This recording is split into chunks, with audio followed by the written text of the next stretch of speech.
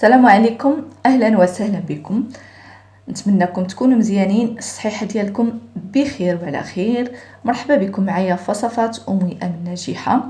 اقتراح جديد ان شاء الله. غادي نحضروا هاد لي ميني باغيت الرائعين، خبز اللي كيجي خفيف ورطب وكيبقى معنا رطب لمده اطول.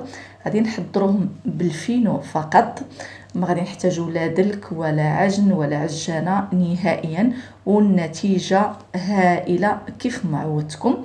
ندوزو ان شاء الله نتعرفوا على الطريقه والمكونات. بسم الله على بركه الله. غادي نحاول نعطيكم هنا المكونات ولا المقادير بكاس ديال العنبه. هذا الكاس اللي عندي كيعبر قياس كاس العنبه، طبعا في صندوق الوصف غادي نخلي لكم بالملي وبالغرام بالنسبه للناس اللي كيهتموا بالملي والغرام. ضفت 2 كيسان ديال الماء اللي يكونوا دافي بقياس كاس العنبه. زدت عليهم 1 المعلقه عامره ديال السكر سنيده، معلقه كبيره. تقدروا تستبدلوه بالعسل الا ما بغيتوش السكر.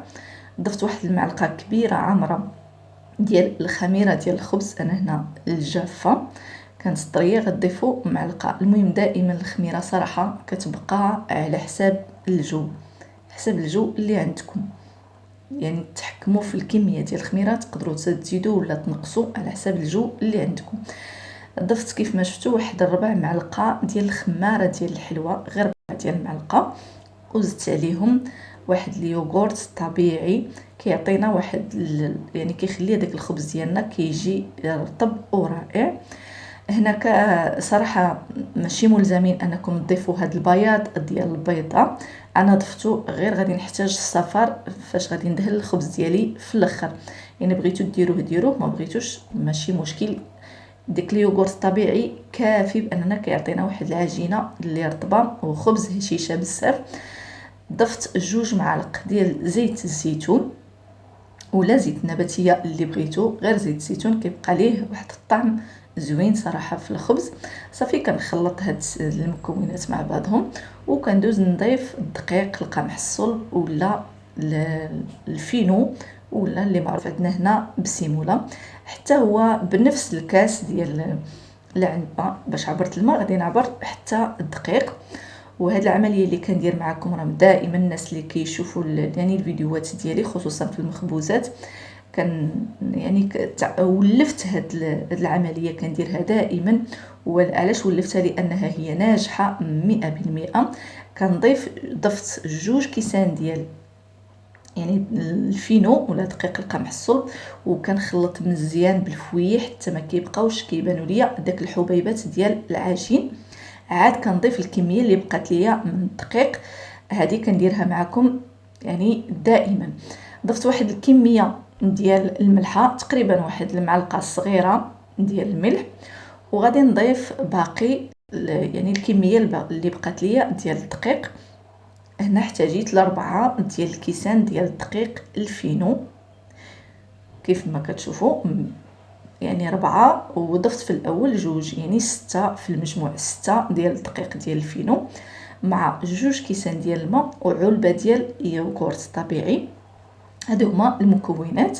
صافي كنجمع العجين ديالي. هذا هو الدور ديال انني في الاول كنخلط بالفويه حتى ما كيبقاوش ليا الحبيبات.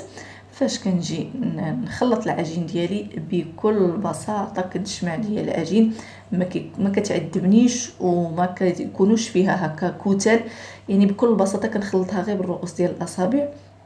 عفوا. والعجينه ديالي واجده. واحد البتي فور اللي كندير فيها هو انني ملي ضفت هنا واحد المعلقه كبيره ديال الزبده، كندي العجين ونجيبها وكنحصل على واحد العجين رطبه، يعني عجين صراحه بلا مجهود بلا شي تماره بلا تعب، والنتيجه هائله. دهنت يعني العجين ديالي من بعد ما جمعتها بشويه ديال الزيت وغطيتها وخليتها حتى تختمر. المهم في هذه المرحله الاولى خليوها تخمر مزيان.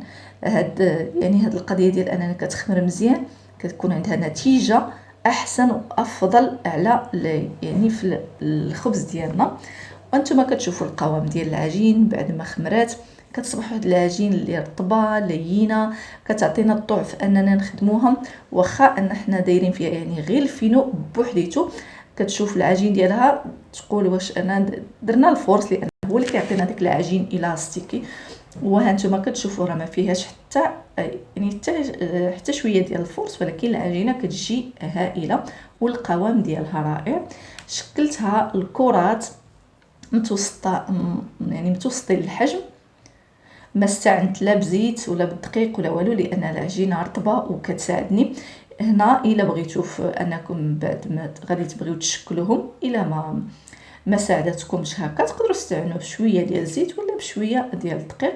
كناخذ كل كواره وكنديها ونجيبها وكنحصل على واحد الشكل ديال طولي، كنمددو هكا بشويه بيدي باش كيعطيني داك يعني الشكل ديال الميني باغيت. طريقه سهله وبزاف بزاف، يعني كتكون يعني ماشي صعيبه نهائيا. كتديكورا وتجيبها وكتحصل على ميني باغيت. من بعد حطيتهم في الطاوه اللي غادي تدخليها الفران، اللي حطيت الورق، ولا لما كانش الورق تقدروا تدهنوها بشويه ديال الزيت وتحطوا فيها هاد الميني باغيت وتحاولوا تبسطوه باش ما تجيكمش فيه اللبابه، باش ما يجيوش غلاط. حاولوا تبسطوه على هذا الشكل هذا.